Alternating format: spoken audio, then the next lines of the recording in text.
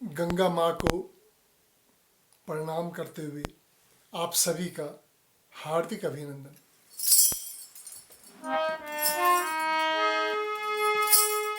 नमः शिवाय गंगाय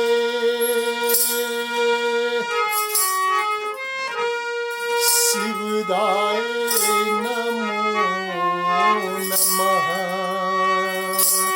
नमस्ते विष्णु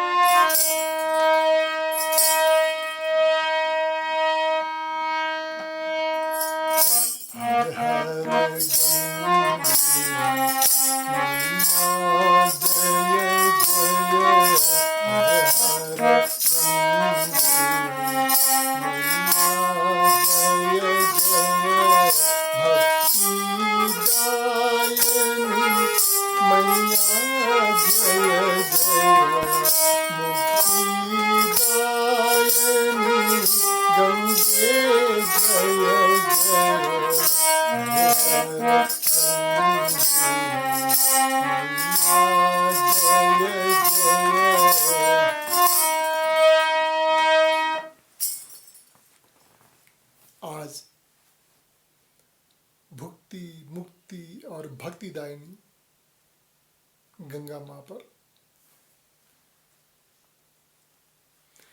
एक बार की बात है कि शिवलोक में शंकर भगवान बैठे हैं और वहाँ पर विष्णु भगवान भी बैठे हुए हैं। दोनों मिलकर के संसार के बारे में चिंतन कर रहे हैं, बैठक कर रहे हैं। और जैसे उनका चिंतन पूर्ण हुआ, उनका बैठक पूरी हुई, तो विष्णु भगवान शंकर भगवान को अब फुर्सत के क्षण भी हैं, काम अपनी जगह और ज़रा फुर्सत भी है ना।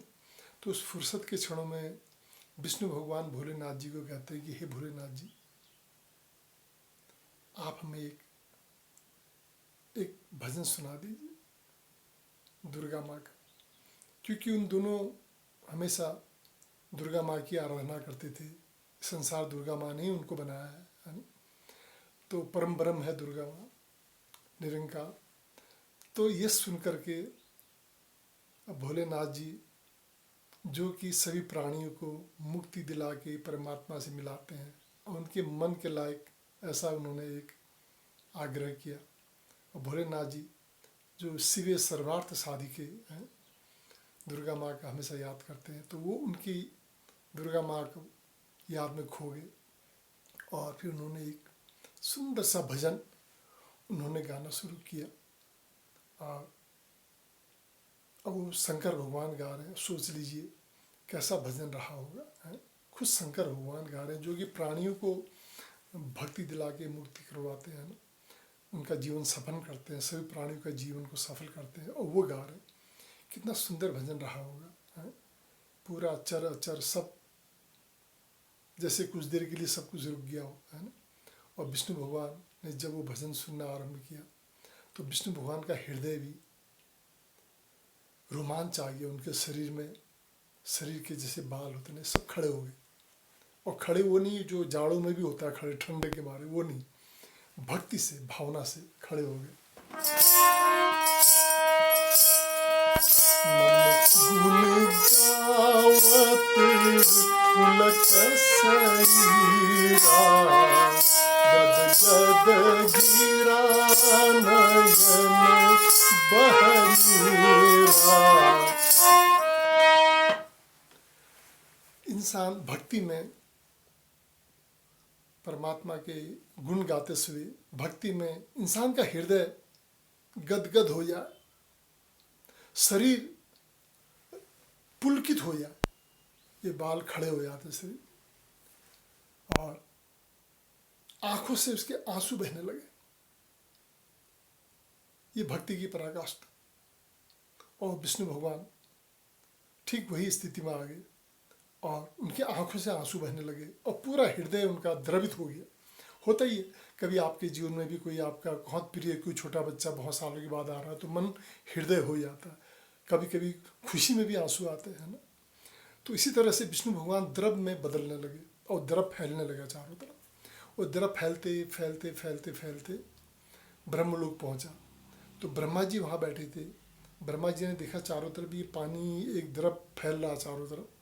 तो उन्होंने चिंतन किया, देखा कि अरे ये तो भोलेनाथ जी के भजन में विष्णु भगवान द्रव के रूप में परिणित होते जा रहे हैं।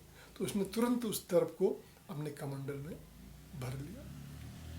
इस प्रकार वह जो द्रव था उनके कमंडल में रहा। इस तरह से यहाँ भजन भी हुआ, भजन पूरा हुआ। और विष्णु भगवान, शंकर भगवान ने दुर्गा माँ की याद में सुंदर भजन गाया है। अब वो जो द्रव जो था ब्रह्मा जी के कमंडल में रहा। अब यहाँ पर तक की जो कथा है, इस कथा सब वेद व्यास जी के द्वारा ये कथा। तो इन कथाओं में क्या देखा कि ये जो द्रव है, ये द्रव विष्णु भगवान की भक्ति से, भक्ति आप हम सभी लोग थोड़ा बहुत, लेकिन विष्णु भगवान की भक्ति, विष्णु भगवान परमात्मा तीनों देवों में सबसे बड़े हैं ना, उनकी भक्ति से उस द्रव का प्रत्येक अणु भक्ति से बना हुआ है। और वो ब्रह्मा जी के कमंडल। और इसके बाद समय बदला और फिर एक बार विष्णु भगवान अपने भक्त बलि के उद्धार के लिए अवतरित हुए। उद्धार भी बहुत किस्म के होते हैं। बलि प्रभु का बहुत बड़ा भक्त था, बहुत बड़ा भक्त था बलि, है ना। वो दैत्य वंश में पैदा हुआ, वंश में पैदा हुआ। वंश का मतलब ये नहीं होता कि वो दैत्य है, ऐसा कुछ नहीं है। पुलस्त्य ऋषि के वंश में रावण जैसा पैदा हो गया, और उधर हिरण्यकशिपु के वंश में प्रहलाद पैदा हो गया। तो ये सिद्ध करता है कि वंश से कुछ नहीं होता, कोई कहीं भी पैदा हो। जो परमात्मा का भक्त है वो देवी संस्कृति का है, और जो परमात्मा को नहीं मानता, खाली प्रकृति में रहता है, वो आसुरी संस्कृति का होता है। तो दैत्य वंश में राजा बलि हुए। उन्होंने जब वामन, वो भक्त थे लेकिन सूक्ष्म रूप, उनके अंदर में हल्का छोटा सा अभिमान जो उनको पता भी नहीं, क्योंकि दैत्य वंश में आए, थोड़ा बहुत रह जाता, प्रभाव भी रह जाता। लेकिन जैसे माँ अपने बच्चे के शरीर का मैला दूर करती है, तो भगवान भी अपने भक्तों की हर बुराई को दूर करके उसे पवित्र करते हैं। तो कहते हैं, सुनहु राम कर सत्य सुभाऊ, जन अभिमान राखई काऊ। अब बलि के उसमें आए, वामन भगवान आए, और वामन भगवान को बलि ने अपने आसन पे बैठाया, आरती की, पूजा की है। ये करने के बाद अब बताइए, ऐसे कोई घमंडी कहेगा? नहीं, कोई नहीं कहेगा। लेकिन कहने लगे कि हे प्रभु आप आए हैं यहाँ, बोलिए मैं क्या दूँ आपको। तो इस बात को लेके बहुत सूक्ष्म है, अभिमान का बहुत सूक्ष्म रूप भी होता है। देखिए भाइयों बहनों, ऐसा है, अभिमान का मतलब ये नहीं कि सब रावण ही, ऐसा नहीं। अभिमान, जैसे मान लीजिए हम सोचते हैं कि हमको इसका भी अभिमान नहीं है, इसका भी अभिमान नहीं है, इसका भी अभिमान नहीं है। ये जो हम सोचते हैं ना, ये भी अपने आप में अभिमान होता है। अभिमान बहुत किस्म का होता है, सूक्ष्म रूप। तो राजा बलि के अंदर सूक्ष्म रूप था। तो भगवान ने कहा भी तेरा यहाँ पर है ही क्या। तो बलि के दिमाग में बात नहीं आई, बोला नहीं प्रभु जो भी आप कहिए मैं देता हूँ।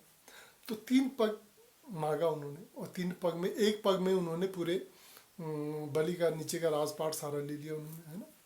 और वहाँ पर वामन भगवान बलि को कहते भी हैं कि हे बलि, हे राजन, मैं जब किसी पर प्रसन्न होता हूँ ना, तो सबसे पहले उसकी जेब खाली कर देता हूँ। मतलब उसको, उसके धन को ले लेता हूँ। धन इंसान को बड़ा चंचल करता है, बहुत चंचल करता है। इंसान की जेब में जब धन नहीं होगा ना, वो सबको देखेगा, सबकी इज्जत करेगा। और जब पैसा जेब में आ गया, वो किसी को नहीं पूछता, फिर वो उसको पैसे का विश्वास हो जाता है, नहीं पैसे के बदौलत मैं सब कुछ करूँगा। और जब पैसा नहीं हो तो सबको पूछता है फिर इधर उधर। तो धन बड़ा चंचल होता है। तो पहले पग में उन्होंने सारा पृथ्वी नाप लिया, और दूसरे पग में वो पग के छोटे से अंश में नापा था उन्होंने। और दूसरे पग में जैसे उन्होंने पाँव, उन्होंने जब बड़ा आसमान की ओर, तो ब्रह्मलोक को जब वो पाँव पार कर रहा था, ब्रह्मा जी ने देखा कि इतना बड़ा पाँव।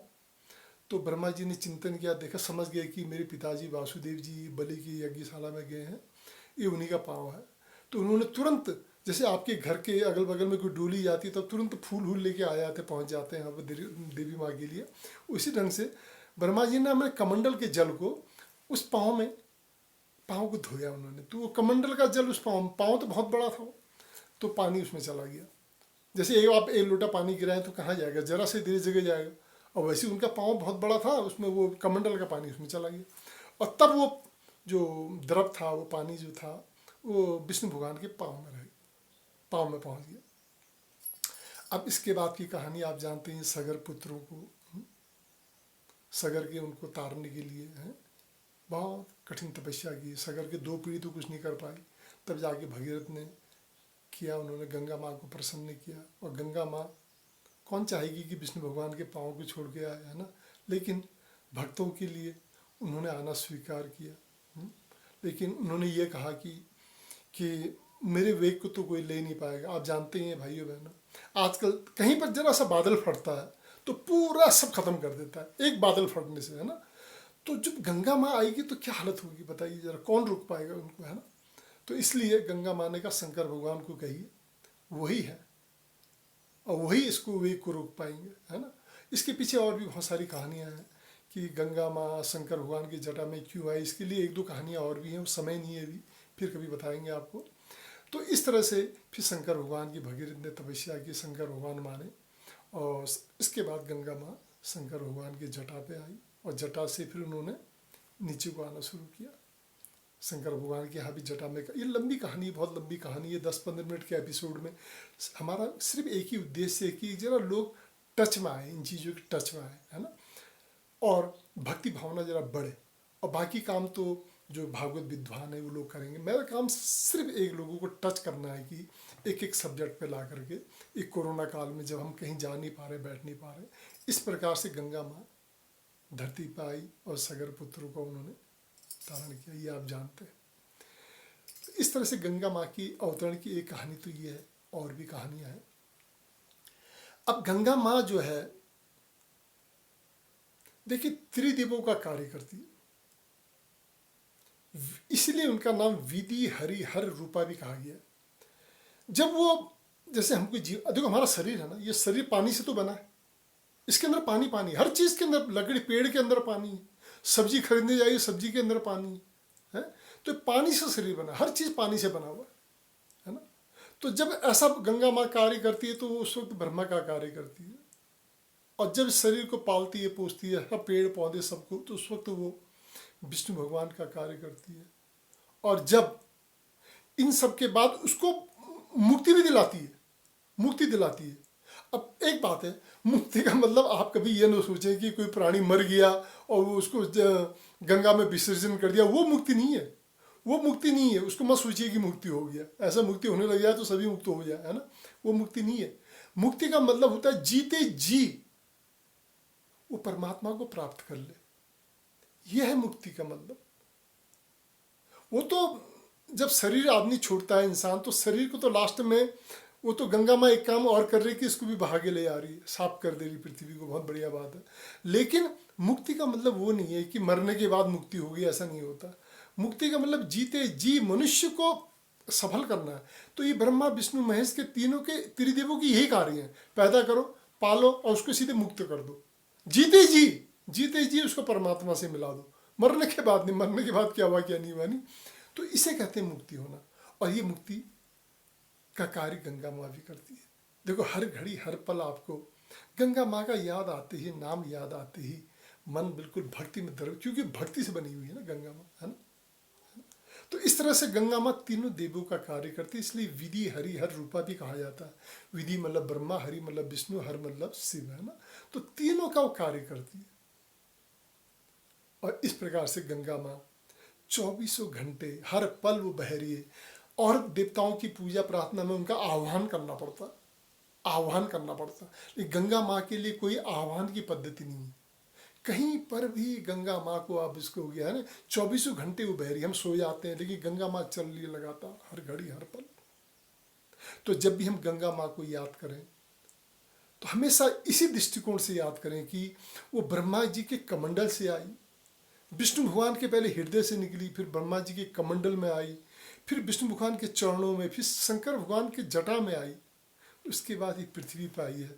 तो ये तीनों देवों का प्रसाद है हमारे लिए, बहुत बड़ा प्रसाद है। और ये प्रसाद ऐसा नहीं है कि कोई छिपी हुई चीज़ है, आंखों के सामने बह रही है गंगा माँ।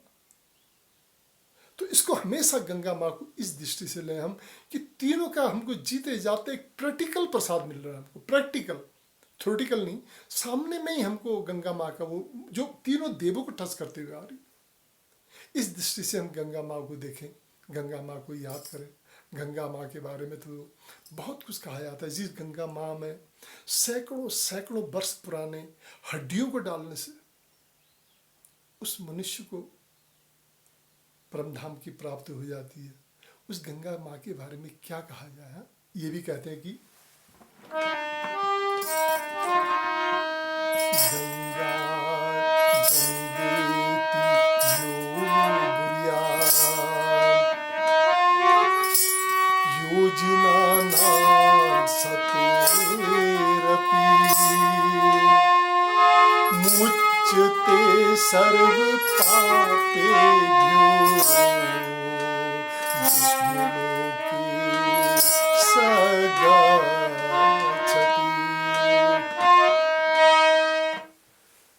गंगा माँ के बारे में कभी एक आगे के एपिसोड में बताएंगे। कुछ दूर दूर से भी लोग, सैकड़ों सैकड़ों योजन दूर से भी लोग जो गंगा माँ करके याद करते हैं ना, याद करने मात्र से उसके सब पिछले पाप दूर हो जाते हैं और वो विष्णु लोक को प्राप्त करता है। ये गंगा माँ का प्रभाव है। आप खुद सोचिए, जिसमें हड्डी डालने से कहाँ गुजरा कहाँ क्या हुआ, हड्डी डाल दो आदमी परम धाम को प्राप्त कर जाता है। तो गंगा माँ की महिमा अपार है, अपार है, अपार है। कहते हैं संसार में 5 किस्म की माताएं होती हैं। एक तो हमारी जननी माँ जो हमको इस पृथ्वी पे लाई। दूसरा है धरती माँ। जननी माँ जरा दूर भी है, धरती माँ तो आपको नहीं छोड़ती, हर जगह हर पल आपके साथ है धरती माँ। तीसरा है गाय माँ। गाय बनी है बस मनुष्य को जिंदा रखने के लिए, उसका हर चीज मनुष्य के काम आता है, गाय माँ। और चौथी माँ है गायत्री माँ। हर घड़ी हर अभी जी के क्या करेंगे जब हम सही रास्ते पे नहीं जाएंगे। हमारा, मैंने आपको पहले बताया, ब्रह्मा विष्णु महेश मुक्ति का मार्ग है। अब इसी मुक्ति के मार्ग में हमको गायत्री में हमको बुद्धि देगी ना, हम उस रास्ते पे चलेंगे तब हमारा जीवन भी सफल होगा। तो गायत्री माँ हर घड़ी हर पल मनुष्य को सत्कर्मों के लिए, है ना, प्रभु के निमित्त कर्मों के करने के लिए हमको आगे बढ़ाती है, प्रेरणा देती है। और 5वीं माँ है गंगा माँ। और गंगा माँ तो आप जानते ही हैं, है ना, कि आप सो जाइए, कुछ करिए, रात दिन लगी हो, गंगा माँ के अंदर ऐसी एक शक्ति है कि उससे आपकी बिजली के बल्ब भी जल रहे, बटन दबा रहे हैं, बल्ब जला रहे, है ना। तो ऐसी गंगा माँ को हम हमेशा याद करें, प्रणाम करें, हैं। और विष्णुपदी गंगा माँ और शिव जटा निवासिनी गंगा माँ और ब्रह्म कमंडल वासिनी गंगा माँ को, त्रिपद गामिनी गंगा माँ को, सुरसरी गंगा माँ को, तीनों लोकों में गंगा माँ बह रही है। आज ज़्यादा न कह के कम से कम समय में हमको इस एपिसोड को आगे बढ़ाना है। आइए प्रेम से बोलिएगा, गंगा माँ को याद करें, बोलिएगा प्रेम से, शिव जटा निवासिनी गंगा मैया की जय।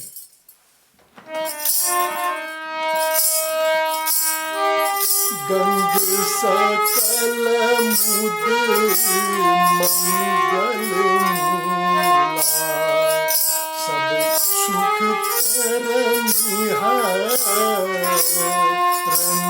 सब सूला।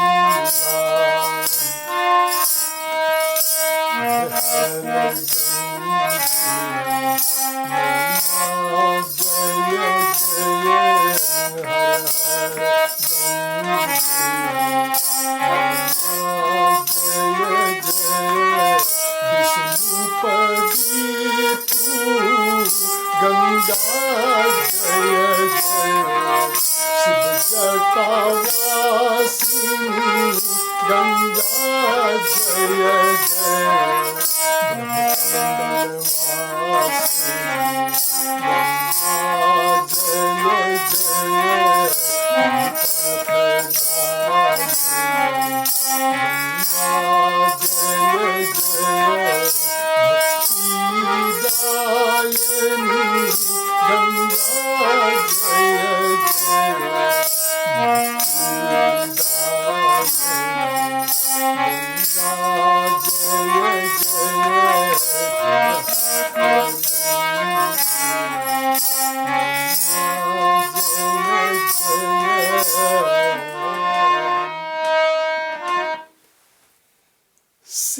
दिया गंगा माँ को प्रणाम करते हुए आप सबके जीवन में गंगा माँ की कृपा से अत्यधिक सुख शांति भक्ति की बढ़ोतरी के लिए शुभकामनाओं के साथ प्रेम से बोलिएगा विष्णुपदी गंगा मैया की जय, शिव जटा निवासिनी गंगा मैया की जय और ब्रह्म कमंडल वासिनी गंगा मैया की जय।